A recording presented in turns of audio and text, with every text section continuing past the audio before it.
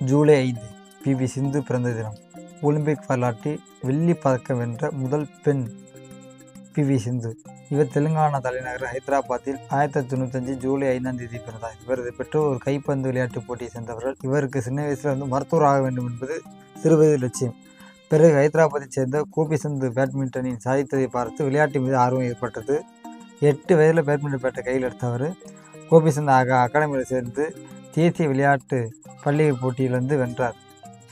இந்திய அளவில் சர்வதேச அரங்கில் 2009 கொழும்பில் நடைபெற்ற ஜூனியர் ஆசிய பேட்மிண்டன் சாம்பியன்ஷிப் போட்டியில் வெண்கலப் பதக்கம் வென்றார். 2010 ஈரானில் நடைபெற்ற பேட்மிண்டன் சேலஞ்சு போட்டியில் வெள்ளி பதக்கம் வென்றார். 2016 நடைபெற்ற ரியோ ஒலிம்பிக் போட்டியில் வெள்ளி பதக்கம். 2020 டோக்கியோ ஒலிம்பிக் போட்டியில் நடைபெற்ற போட்டியில் வெண்கல பதக்கம் வென்றார். 5 உலக சாம்பியன்ஷிப் பதக்கங்கள், 2 ஒலிம்பிக் பதக்கங்கள் வென்று தனது நாட்டிற்கும் தனக்கும் பெருமை சேர்த்துள்ளார் பி.வி. சிந்து அவர்.